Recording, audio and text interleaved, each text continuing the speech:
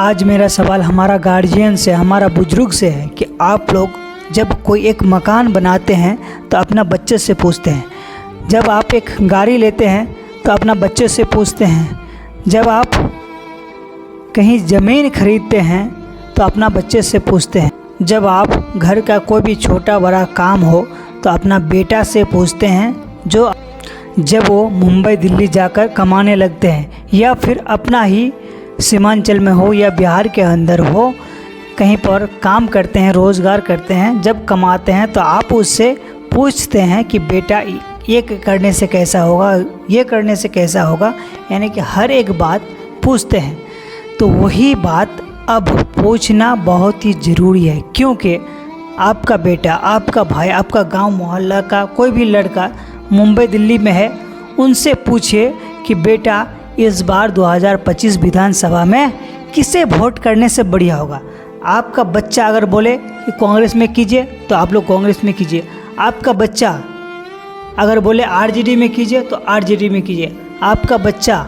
अगर बोले कि बीजेपी को कीजिए तो बीजेपी को कीजिए, आपका बच्चा अगर बोले जेडीयू को कीजिए तो जेडीयू को कीजिए, आपका बच्चा अगर बोले जनसुराज को कीजिए तो आप जनसुराज को वोट कीजिए, आपका बच्चा अगर बोले नहीं हमारा हक हुकूक, चाहे सीए हो, एनआरसी हो, 3 तलाक हो, तबरेज का बात हो या फिर हिजाब का बात हो, 3 तलाक का बात हो या फिर बाबरी मस्जिद की बात हो या फिर एसआईआर का जो अभी मामला चल रहा है उसका बात हो, यानी कि मुसलमान के खिलाफ़, भारत के खिलाफ़, दलित के खिलाफ़, आदिवासी के खिलाफ़ कोई भी जुल्म करता हो उस पर बात ओवैसी साहब उठाते हैं। अगर वो आपका बेटा बोले कि नहीं आपको ओवैसी साहब को वोट करना है तो आप निश्चित हो कि आप ओवैसी साहब को वोट कीजिए। आपका बेटा जिसे बोले आप उसे वोट कीजिए,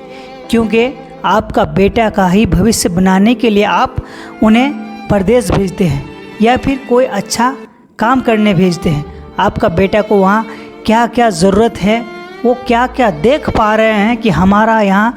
कौन चीज़ का कमी है कि हमें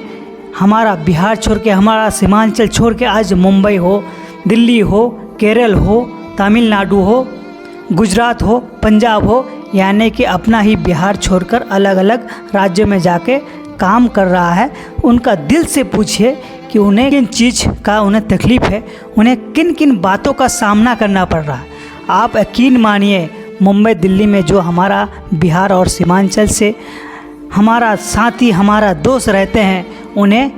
गाली दिया जाता है, अबे बिहारी ये कर, अबे बिहारी वो कर, अबे क्या कर रहा है यहाँ आ, यानी तू तराक करके बात किया जाता है। मेरे गार्जियन से मैं कह रहा हूँ, हमारा सीमांचल हो या बिहार का हमारा बुजुर्ग से कह रहा हूँ, इस तरह का बात किया जा रहा है। बताइए आपका बच्चे के साथ अगर आपका घर में आके कोई ऐसा बोले, आप बर्दाश्त कीजिएगा? उसका गिरेबान पे हाथ रख के उनको नहीं बोलिएगा कि बदतमीज़ ऐसा बात क्यों बोल रहे हो। तो यही चीज़ आपका बेटा, आपका भाई, आपका भतीजा मुंबई दिल्ली में जाके सीमांचल का हमारा नौजवान साथी वहाँ जाके गालियाँ सुन रहा है, 10 रुपया के लिए, कमाने के लिए जा रहा है। ये किसका देन है? कांग्रेस का देन है, आरजेडी का देन है, बीजेपी का देन है, जेडीयू का देन है? बताइए आप इन लोगों को कैसे वोट करने जा रहे हैं? ओवैसी साहब यही चीज़ तो बता रहे हैं कि तुम खुद अपना यहाँ क्यों नहीं कर लेते हो, अपना बच्चे को वहाँ गाली सुनने के लिए काहे भेजते हो?